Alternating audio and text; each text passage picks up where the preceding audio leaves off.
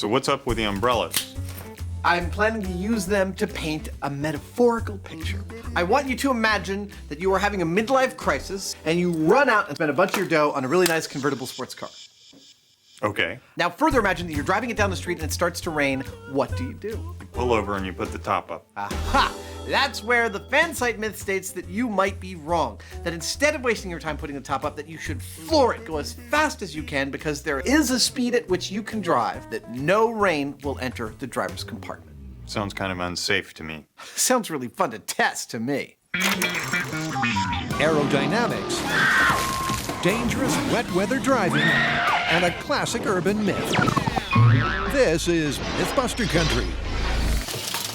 Because viewers want to know if you've got the top down when it starts raining, will putting your foot down keep you dry?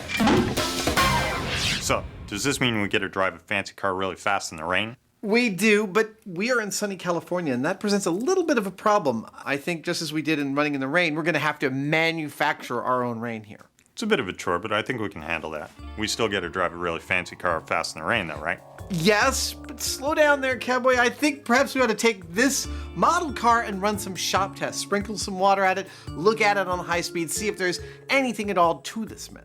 And then we get to drive a really fancy car fast in the rain. Okay, look, we'll get some driving lessons. We'll wet down some tarmac, we'll go out next thing and drive a fancy car, all right? All right. So to keep Rev Head Hyneman happy, they shelve the shop tests in favor of... Well, the first thing on our agenda is to get some training in foul weather driving on wet roads. And in lovely sunny California, there's nothing better for that than a perfect sunny day. But being the Boy Scouts that they are, they came prepared to make their own. Oh, I made a rainbow. Look at that. This is going to be fun. That's the bad weather, so all we need now is a convertible car. You've seen MythBusters before. You know that generally when we have cars, they explode. But not that one, I don't think.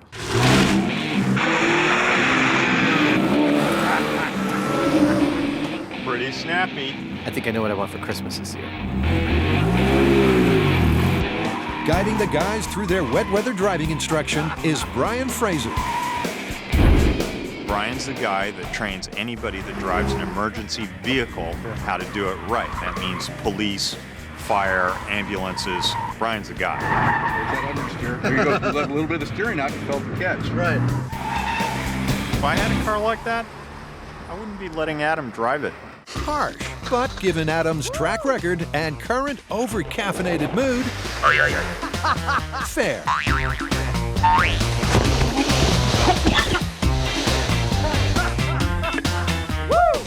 I might have gotten the microphone wet there for a second. Despite Adam's best efforts, the microphone still works, and they get down to business. Well, the surface is now wet. We're going to lose that cohesion between the tires and the concrete surface. We're on a concrete pad out here today. Hydroplaning can also be a factor if we got standing water. Ways to deal with this are get off the gas, slow our speed down. It's going to multiply any reaction that we do, so you want to not be jerky in your steering movements. So just smoothing out your steering and backing off speed can keep you in control of the car.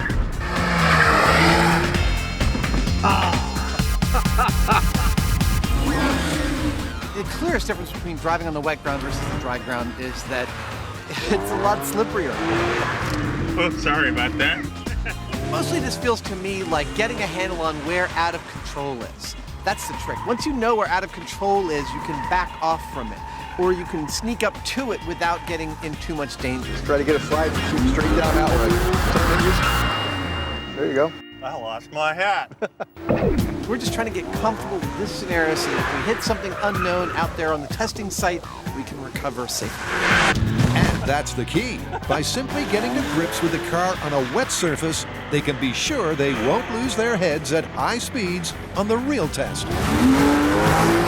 Which means they're licensed for wet weather science. That's I okay. keep losing my hat.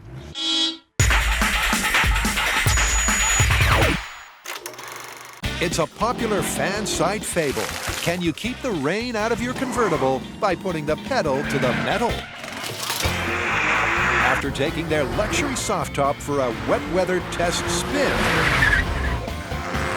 Adam and Jamie are back at the Batcave for preliminary shop tests. So this is our scale testing rig for driving in the rain. And since it's about two things, wind and rain, we're creating both of those in a small scale. I've got a leaf blower here creating the wind over the car. I've got Jamie perched up there in the scissor lift. He's gonna be the rain. He's got a pressurized bottle of some blue dye so that we can actually see the raindrops. Oh, that's nice. Hopefully, if there's any validity to this myth, that the rain somehow, by the aerodynamics of the car going fast, won't get in the driver's compartment. Are you ready? I'm ready. I would expect to see these blue raindrops coming down and the wind coming over the car, inhibiting them from continuing their journey onto the passengers in the convertible.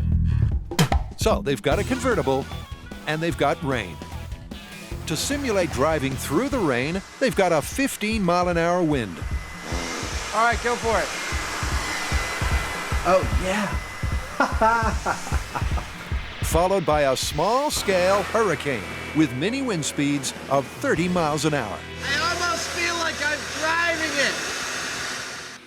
After which Adam is confident this myth holds water. I'm thinking that our scale tests are actually proving pretty fruitful.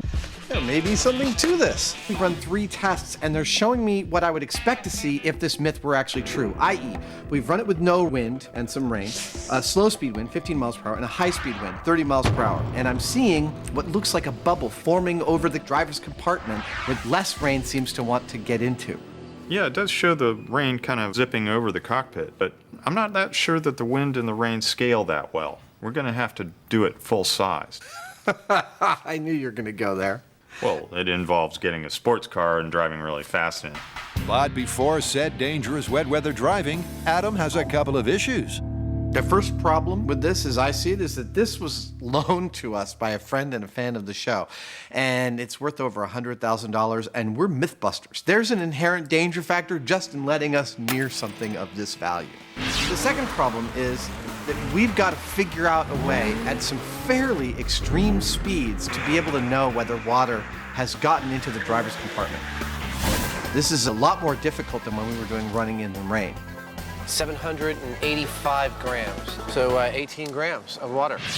We need to have a rain detector for inside the car, but because the amounts that we're dealing with are really quite small, it's not like we can put a funnel and a collector or electronic instrument or something in there. I figured that if we put something that would, by virtue of getting wet, show a dot, that would do the trick, and so I thought of tissue paper, because when it's opaque, you can't really see anything through the other side of it, but when it gets wet, like so, all of a sudden you've got a very clear indication that there's a drop of water that hit. It's like a wet t-shirt contest, really. Shows you what's underneath, don't it?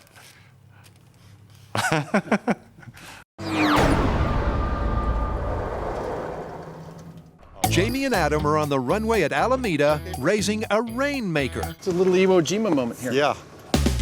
Because to test the myth that driving fast keeps you dry, Holy crapola. they need wet weather at the flick of a switch. And for that, they're going back to their movie roots. Hollywood, like MythBusters, doesn't wait for ideal weather conditions. They make their own weather, and this device is one of the ways they do it. This is a rain bar. Got it. And it sprays water through a set of spouts. These spouts, there's 6 of them. And if what you want is torrential rain, it can deliver 1,200 gallons a minute. For us, it's going to be delivering a linear swath of rain 200 feet long. Let's say that you're setting up one of these rain bars for some finale of a romantic movie. It's the guy and the girl, and they're in the rain. Do you heat up the water? Absolutely. Really? Yes. 90 degrees. We bring it up to 90 degrees for their comfort and let them go at it. So the team is ready for a dry run. Well, everything's hooked up and in place, and the next thing we're going to do is a dribble test. We're just going to pressurize all the lines to the point where water starts dribbling out the rain heads because of several things. This amount of rain is perfect for our test. It's just about 2 inches per hour. One, that's a lot of weight of water, about 600 pounds per bar, and the weight distribution could change and they could swing, so we need to make sure we can control them. 2, there's a little bit of a west to east breeze here. We want to make sure the rain falls where the car is going to drive, so we might adjust our final bar position based on what we see here. That's perfect. With the rain ready to fall and the cameras ready to roll, it's time to bring in the star, the car. Let's protect the upholstery and put in our rain collection gear. Okay. We've modified this car in a couple of ways to turn it into a data collection device for this test. First, because it's a fancy car, we've protected the whole interior with absorbent fabric so that no water can damage the car. Second, to measure what water does get in the car, we've got these two boards, which is basically a piece of plywood faced with acrylic and tissue paper. Any water that hits this surface is going to create a nice dark spot that's easy to see, easy to count, and should give us a really nice comparative analysis of how much water's getting into the driver's compartment under the different conditions we're testing. Well, let's get to it. Okay. And by to it, they mean using their driving instructor as a human crash test guinea pig. The biggest danger posed by this experiment is hydroplaning. That's where the car floats up on a cushion of water and you lose all control of it. Okay, go Rain and Brian. So Brian, our safety trainer and driver, is actually going to take this run at 120 miles an hour across the rainy tarmac to make sure that it's safe for Jamie and I to do. Brian's about to hit what's essentially a sluice-down skid pad at 120 miles per hour. This could be interesting.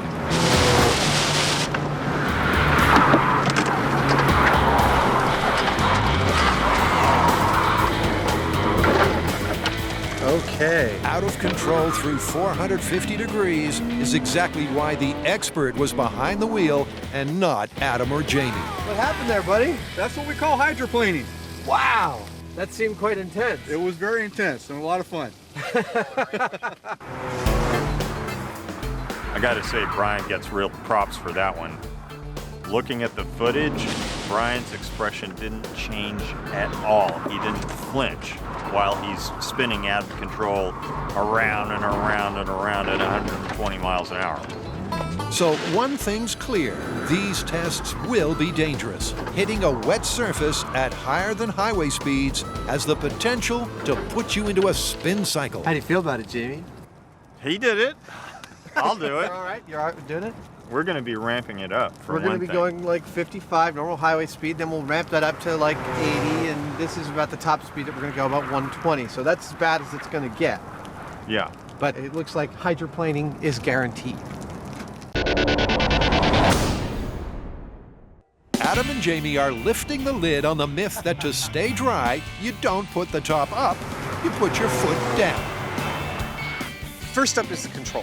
See, the myth states that if it starts to rain, you're driving your convertible with the top down, you shouldn't waste your time putting it up. You should gun it, floor it, go as fast as you can. So of course we're gonna gun it, floor it, and go as fast as we can. But what do we compare that to? We compare it to the control, which is driving into a rainstorm, stopping, putting the top up, and seeing how much rain you gathered that way. Right, Jamie, here's your motivation.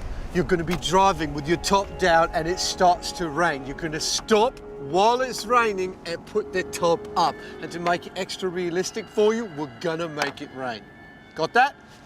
Right, knock 'em dead, Tiger. With a direct line to the weather gods, All right, stand by for pressure. or at least John, the rain bar operator, Adam commences the rain. Today's forecast, 70% chance of science. Go ahead and pressure it up. Jamie, come on in. Remember, this is a control for comparative purposes. All right, now stop and put the top up. This looks awful. If you're foolish enough to be driving with the roof down while there's a rainstorm approaching, we want to know how wet you'll get in the time it takes to pop the top back on. Now go ahead and drive off. And it's pretty clear because that's one wet Hyneman.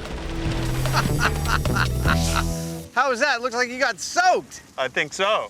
Oh, look at our test boards. There's no drops to count. They're just 100% soaked.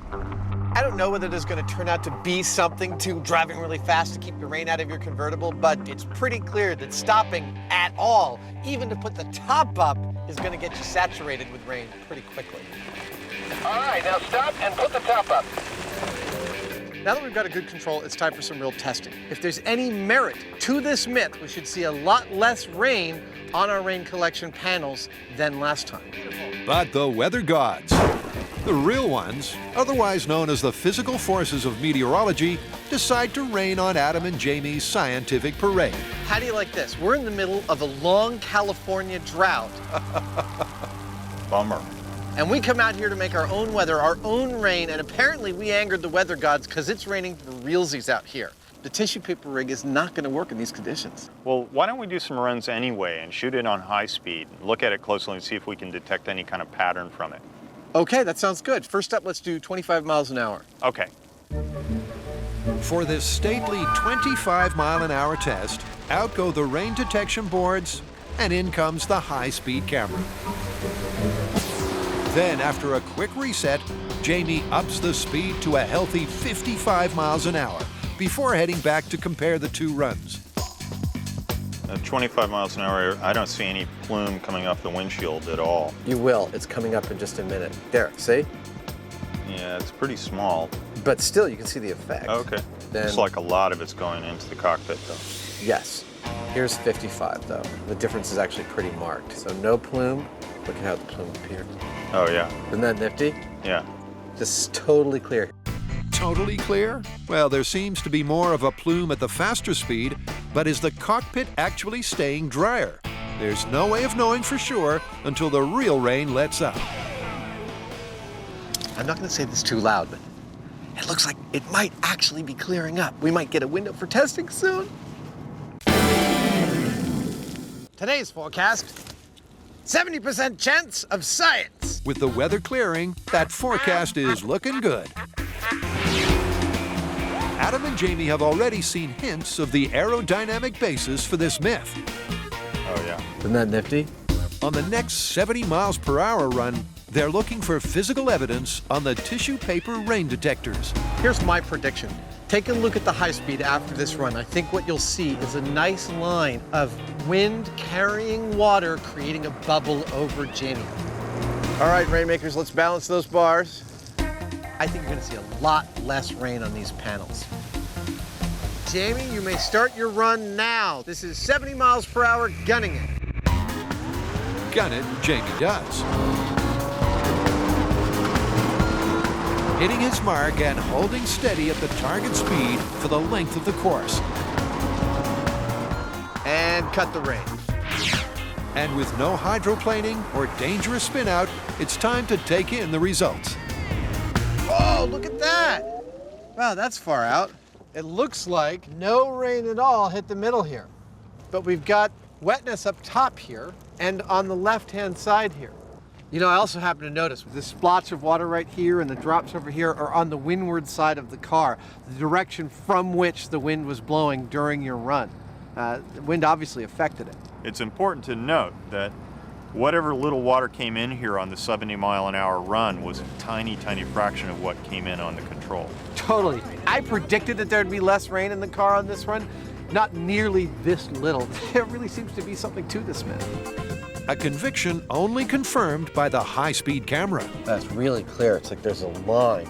It's a really visible bubble, isn't it? Yes. That's what the windshield's for. So it would seem. Looking at the high-speed camera, it was clear that all of the water that was hitting the car was going over the top of the interior of the car. There was hardly any that entered the car, and what did was from some kind of turbulence going around the outside of the car. But the guys aren't done yet. Adam, who will observe from a safe, dry distance, feels the need for more speed. Well, as far as I'm concerned, we should go for 100 miles an hour and see if we can get those boards to stay bone dry. I'd go ahead and leave the traction control on. But Brian, our safety driver, is concerned about the additional soaking the surface took from the real rain. So he suggests sticking to 90 miles per hour. Let it ride. Try to counter-steer it, but if you can't, just let it go. Got it. I've got to do this test at 90 miles an hour. Hydroplaning at those kinds of speeds is a serious deal. I might remind you what happened to Brian earlier at 120. 90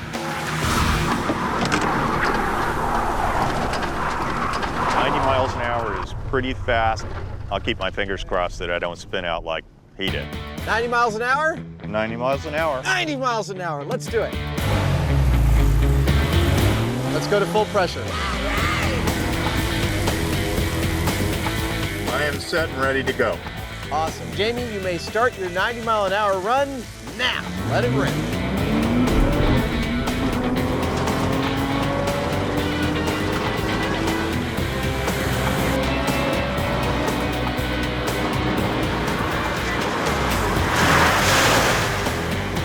And cut the rain. Nice work, Jamie. We did the hydroplane.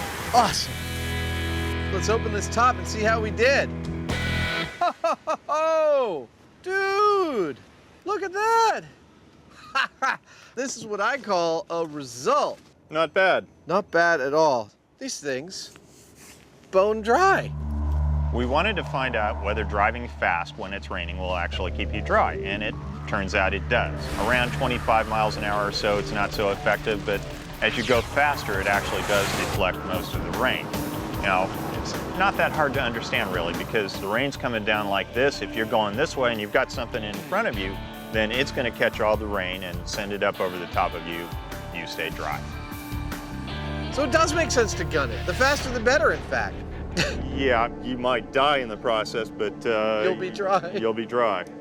Your Honor, ladies and gentlemen of the jury, for my closing argument, I'd like to call your attention to Exhibit 24, which is footage from the tailgate up or down fuel efficiency myth that MythBusters filmed. If you'll notice here in the water oatmeal test, there's a bubble formed in the back of the pickup truck that allows air to flow over the back of the pickup truck.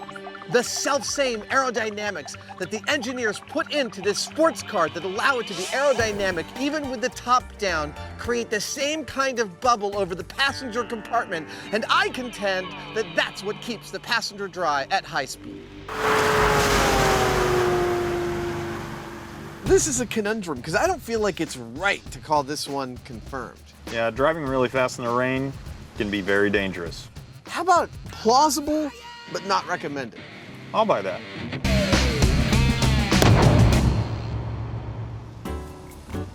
I tell you, I think these umbrellas are a totally reasonable compromise. To a convertible?